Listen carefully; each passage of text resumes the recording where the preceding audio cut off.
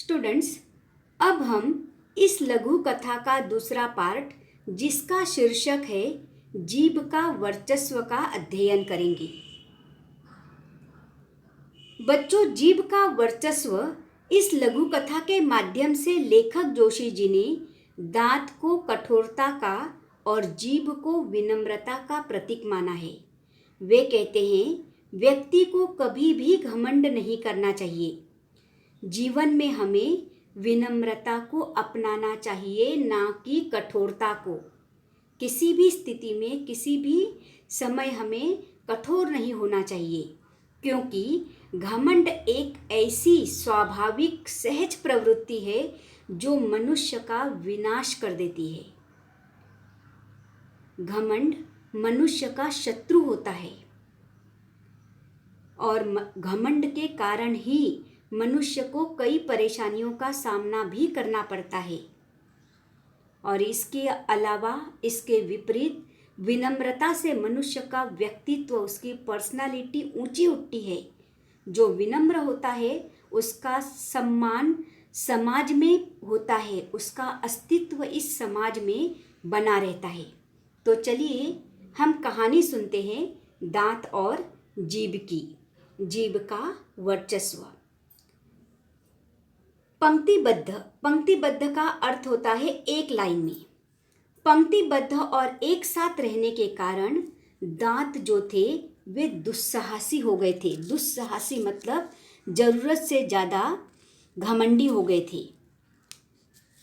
अनुचित कार्य करते थे, वे अनुचित बोलते थे।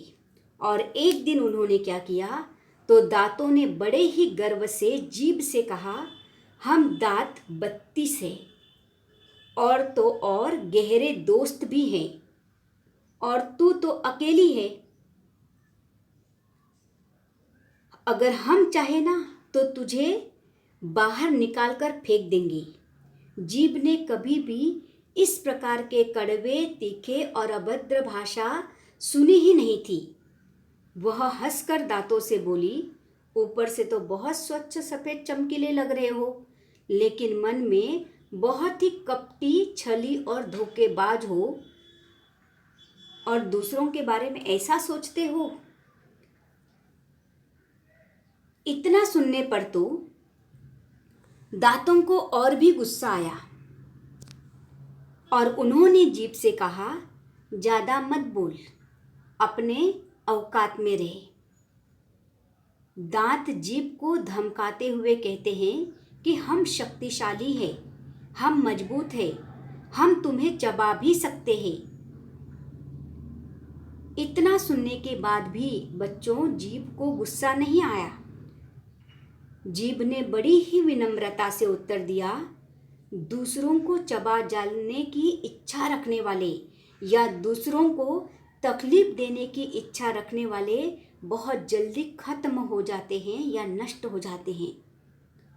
और तो और साथ में जीभ ने यह भी कहा कि हे दांत, तुम तो घमंडी हो, अभद्र भाषा का प्रयोग करते हुई हो, लेकिन उसके साथ ही तुम तो अवसरवादी हो।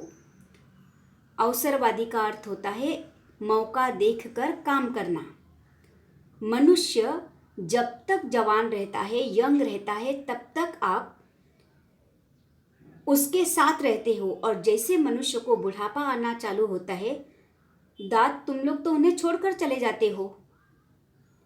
दांत तो शक्तिशाली और मजबूत थे ही, वे जीभ से हार क्यों मानने लगे।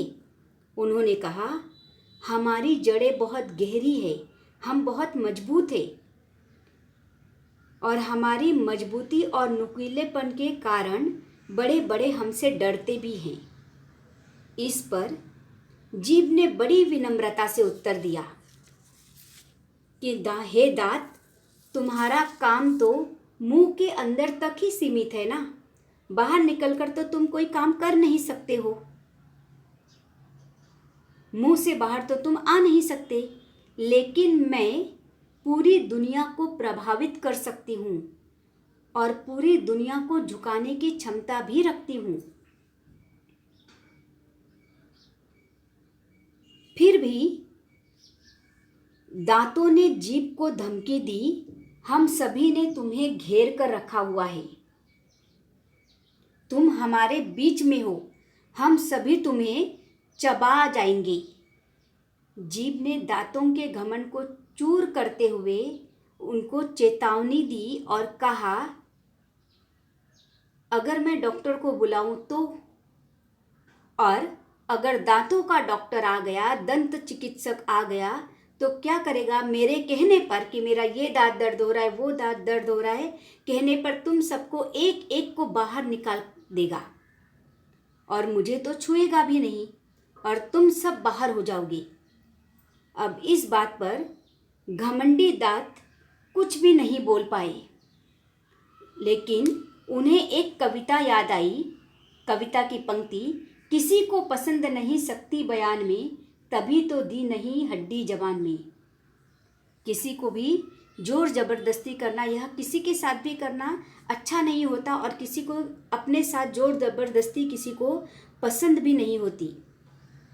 और इस प्रकार घमंडी दांतों ने आखिर जीभ की श्रेष्ठता को मान ही लिया कि जीभ विनम्रता से बात तो कर ही रही थी, वह विनम्र थी, लेकिन कठोरता की अपेक्षा हमेशा विनम्रता ही अच्छा होता है। डांट कर डपट कर कठोरता से कोई भी काम ना होता है ना होगा, और जितना विनम्रता से आप काम करोगे उतना ही आपका काम हो भी जाता है और आपको इस समाज में इज्जत भी मिलती है। इसके लिए कठोरता को छोड़कर हमेशा विनम्रता को अपनाना चाहिए।